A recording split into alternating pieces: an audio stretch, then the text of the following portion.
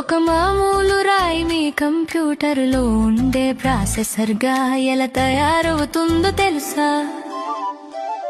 ఇదంతా క్వార్ట్జ్ అనే ఒక రాయితో మొదలవుతుంది. దానిని కరిగించి శుద్ధి చేస్తారు. 99.9999% స్వచ్ఛమైన సిలికాన్ గా చేస్తారు. ఆ సిలికాను 300 మిల్లీమీటర్ల పలచని బిళ్ళలుగా కోస్తారు.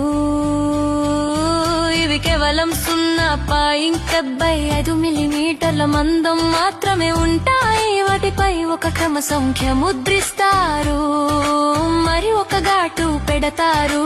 తద్వారా యంత్రాలు దాని దిశను గుర్తించగలవు.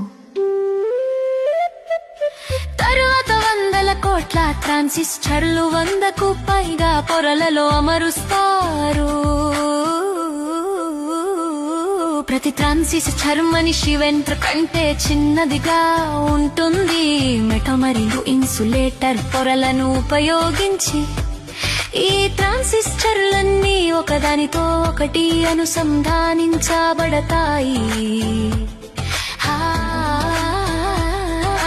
ప్రాసెసర్ను ఒక పొర తరువాత మరొక పొరగా నిర్మిస్తారు. ఈ మొత్తం ప్రక్రియకు సుమారు 3 నెలలు పడుతుంది, మరియు ఇందులో 5,000 పైగా దశలు ఉంటాయి.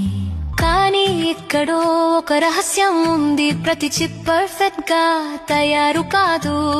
చిన్న చిన్న లోపాలు జరగడం సహజం. అతి తక్కువ లోపాలు ఉన్న చిప్లను వేరు చేస్తారు. అవి అధిక పనితీరు గల అయినా ప్రాసెసర్లుగా మారతాయి. కొంచెం ఎక్కువ లోపాలు ఉన్నవి i7, i5 మరియు i3లుగా మారతాయి.